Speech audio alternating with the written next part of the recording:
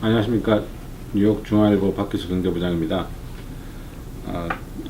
지난 10일 날 노동부가 2월 고용 지표를 발표를 했습니다. 2월 달 고용 동향을 이제 공식적으로 발표를 한 건데, 여기에 예상보다는 훨씬 많은 23만 5천 개의 새로운 일자리, 그러니까 일자리 증가량이 23만 5천 개가 2월 달에 추가됐다 라는 거였고, 또 한편으로는 이제 실업률도 같이 발표를 하는데, 실업률은 4.7%로 그 전달인 1월보다 0.1%포인트 더 내려갔다라는 내용이었습니다.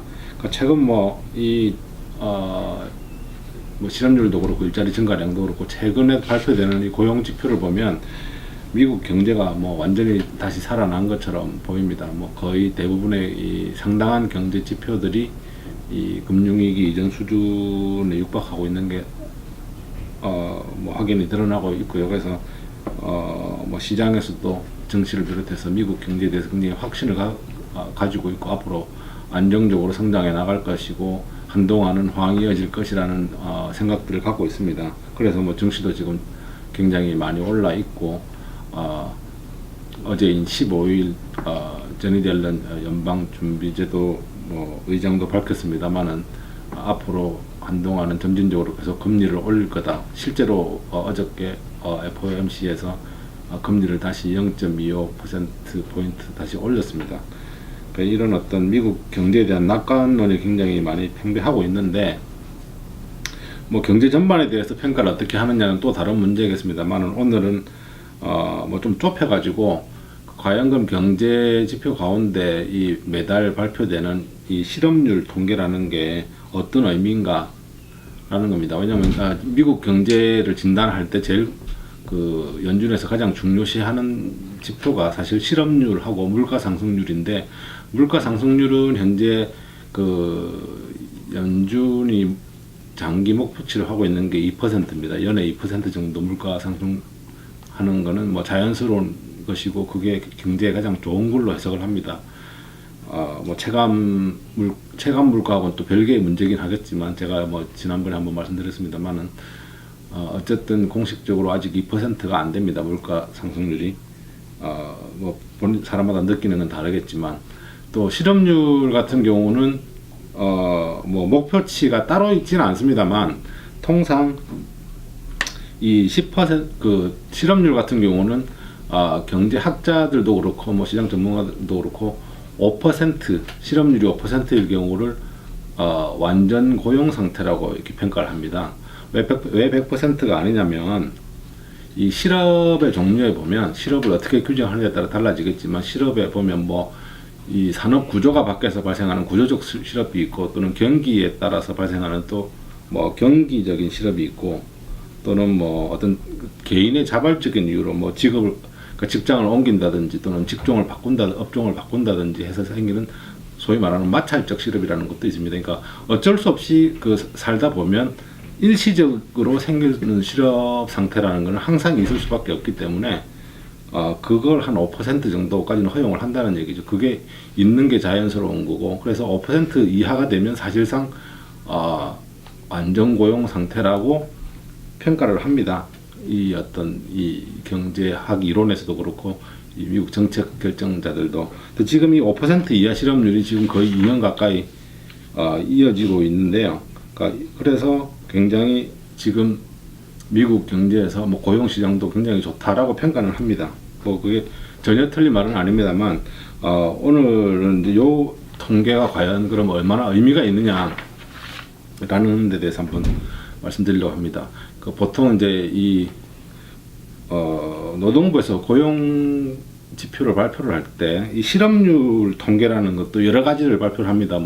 대도시 지역별로도 발표를 하고, 또 각 업종별로도 발표를 하고, 여러 가지 세분화된 실업률을 발표를 하는데, 전반적인 미국 전체 실업률도 실업률을 어떻게 계산할 것인가에 따라서 알파벳 U자를 써서 U1부터 U6까지 낮을수록 이제 그것도 좁은 이 협의의 이 실업률이 되는 거고, 그러니까 적은 사람을 포함하는 거고, 숫자가 높아질수록 많은 사람을 포함하게 되는데, 그걸 어떻게 규정하냐에 따라서 가장 많이 쓰이고 있고, 일반적으로 저희가 이제 신문에 기사도 쓰고 보통 발표를 공식적으로 실업률이 얼마다라고 할 때 쓰는 거는 U3입니다. 그러니까 U3이죠, 숫자로.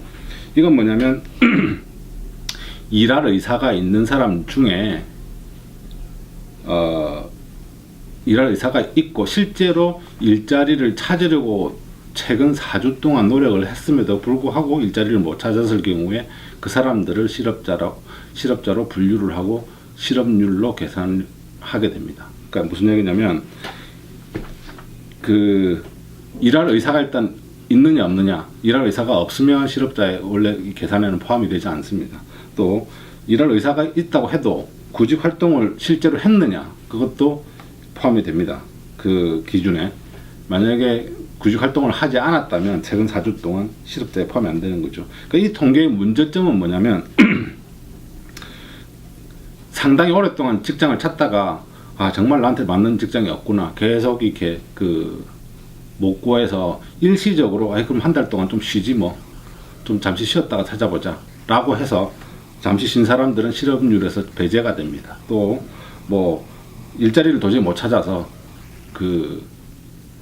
뭐 학교로 다시 돌아갔다거나, 또는 주부였는데 일 좀 해보려고 뭐 혼자서 벌면 힘드니까 맞벌이 해보겠다고 주부가 나섰다가 일자리 찾다가 못 찾아서 일단은 그럼 좀 집에서 좀 더 애들 보고 쉬었다 다시 찾겠다 하는 사람, 이런 사람도 포함이 안 됩니다.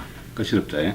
그러니까 이런 사람들을 좀 전문적으로는 그 마지널리 어태치드 됐다 그러는데, 한계 근로자라고도 뭐 한국말로 부르죠. 그러니까 이런 사람이 사실은 수백만 명에 이릅니다.